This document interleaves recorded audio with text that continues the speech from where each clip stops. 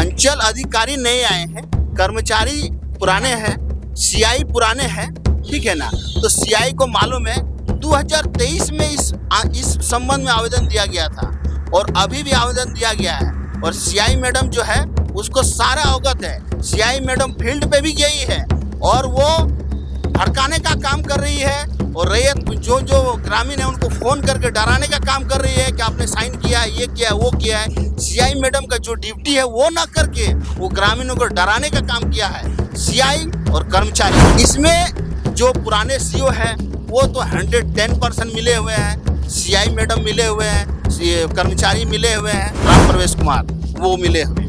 वो सबसे करप्शन में सबसे जितना बलियापुर में जितना सीओ आया सबसे करप्शन में उसका अगर नाम लिया जाए 1 नंबर में होना चाहिए। फिर नारायण दास के पास से वो जमीन तो मुक्त हो गया, सरकार के पास चल गया। तो फिर ये तारा मंडल, पंकज मंडल और एक मंडल है उसका मतलब तीनों बाप बेटा जो है उनके नाम से रसीद कैसे कटी। जोहार।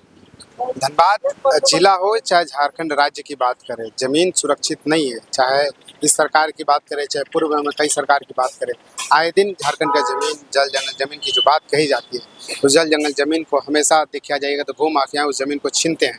हम बात कर रहे हैं बलियापुर के निपनिया मौजा के, और निपनिया मौजा की खबर आप लोग देखे होंगे कि वहाँ पर एक मौजा नंबर 178, हाल सर्वे खाता नंबर 203, हाल सर्वे प्लॉट नंबर 30, रकबा 42 डिसमिल है। और उस जमीन पर कुछ भू माफिया पेट्रोल पंप खोलने जा रहे हैं। आज निपनिया मौजा के कई सारे ग्रामीण, कई सारे रैयत आज बलियापुर के अंचल में, बलियापुर के प्रखंड के बाहर धरना पर बैठे हुए हैं। निपनिया मौजा के रैयत है, निपनिया मौजा के ग्रामीण है, धरना पर बैठे हुए। किस लिए बैठे हैं, क्यों बैठे हैं, हम बातचीत करेंगे।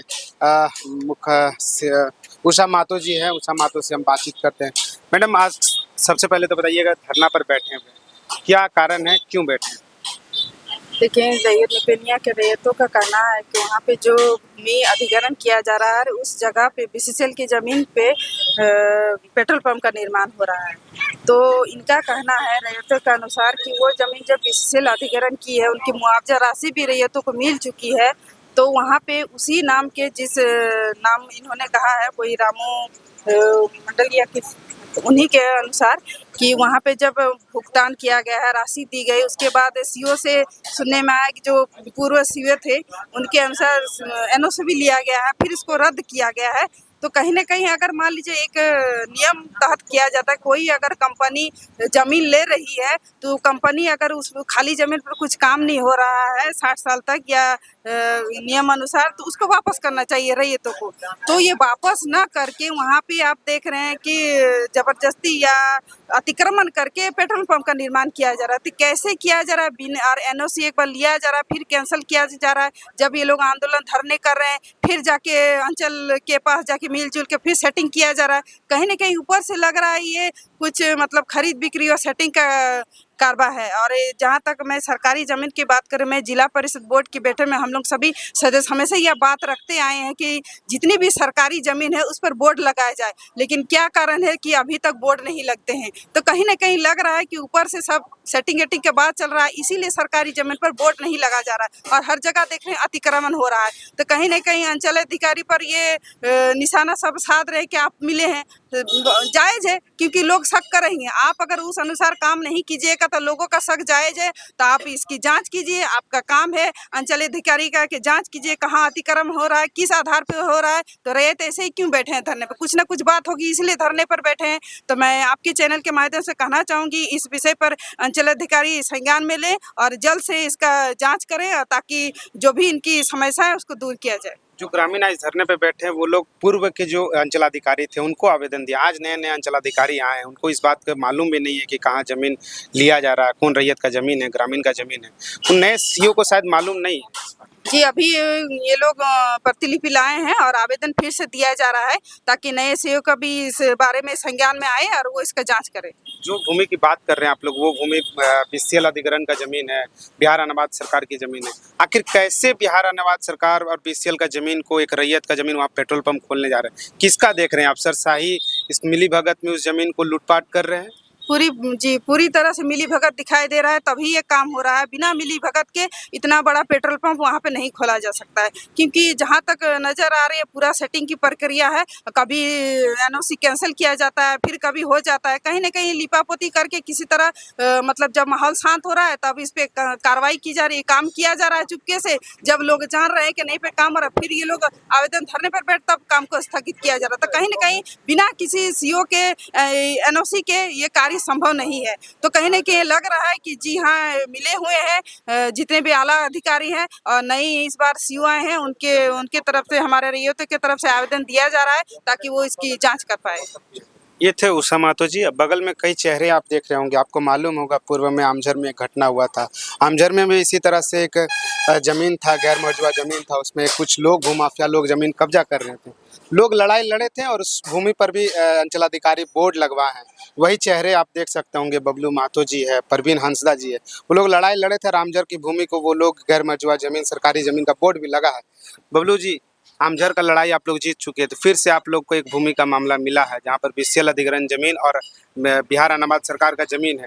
और कुछ लोग भूमाफिया लोग वहाँ पर कब्जा करके उसको पेट्रोल पंप खोल रहे हैं। देखिए, ये जमीन जो है बीसीसीएल 1987 को अधिग्रहण किया था। इसके एवज में निपनिया में 12,28,064 पैसा का भुगतान किया था और टोटल निपनिया में 16 एकड़ 93 डिसमिल का अधिग्रहण किया था। तो जब इस जमीन का अधिग्रहण हो गया, सरकारी हो गया, तो फिर 2021-22 में इसका मोटेशन कैसे हो जा रहा है? अगर उसको मोटेशन करना था तो बीसीसीएल भू वापसी करता, तो बीसीसीएल तो भू वापसी नहीं किया है। और जो आपका 30 नंबर प्लॉट है वो बिहार सरकार के नाम से है। तो बिहार सरकार के नाम से जो प्लॉट है, उस प्लॉट पे अभी तक खतियान जो है बिहार सरकार दिख रहा है। तो उस खतियान को कौन कागज काटा जो उनके नाम से लगा रसीद कर दिया? प्रावधान के आलोक में कहा जाता है कि अगर आपका गलत हो गया है तो 87 कीजिए और 87 को आप ला के तरमीम कीजिए, उसके बाद वो तरमीम को चढ़ा के आप अपना कर सकते हैं।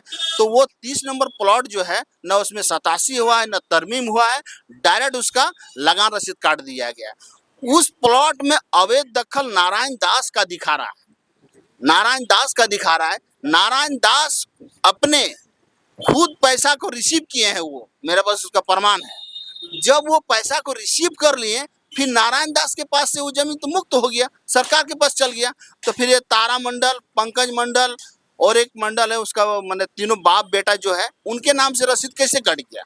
और इसमें सबसे महत्वपूर्ण बात यह है, गैर आबाद का मतलब होता है जहाँ पर खेती नहीं होता है। तो अगर किसी जमीन को बंदोबस्ती किया जाता है तो उसको आबाद करने के लिए, आबाद इसीलिए करने के ताकि राजस्व का क्षति ना हो।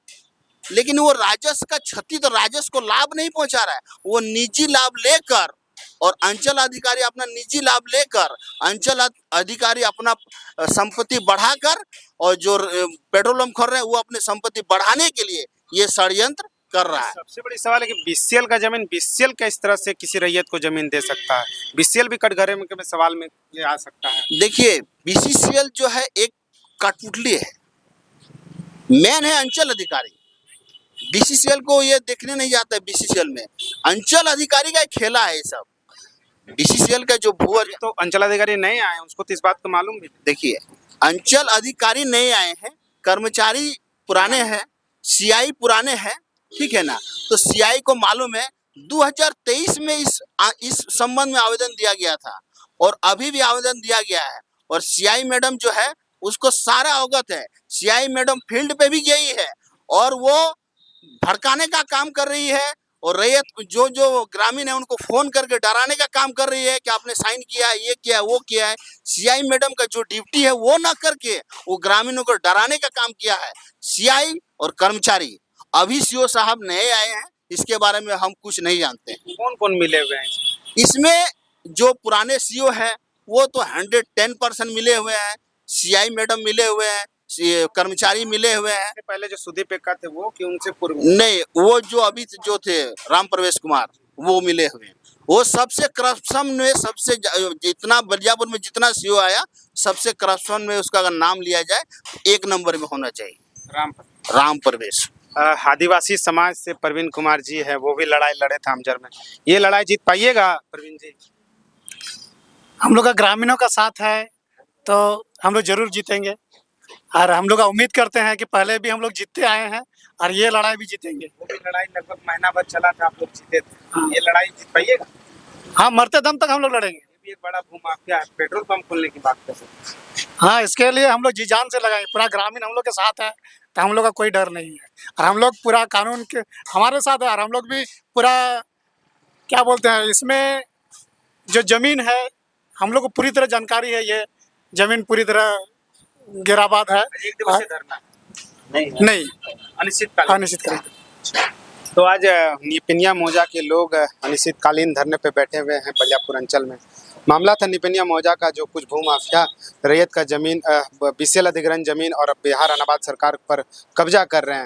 हालांकि ये लोग धरने पर बैठे हुए हैं निपनिया मौजा के लोग। देखते हैं वो जमीन का मामला क्या रहता है। अंचलाधिकारी नए आए, इस मामले को मालूम नहीं है। इस वीडियो के माध्यम से नए अंचलाधिकारी को भी बताना चाहते हैं कि इस लंबे समय से निपनिया के लोग मांग कर रहे हैं, इस पर जांच किया जाए। बाकी मिलते हैं अन्य खबरों के साथ। जोहार।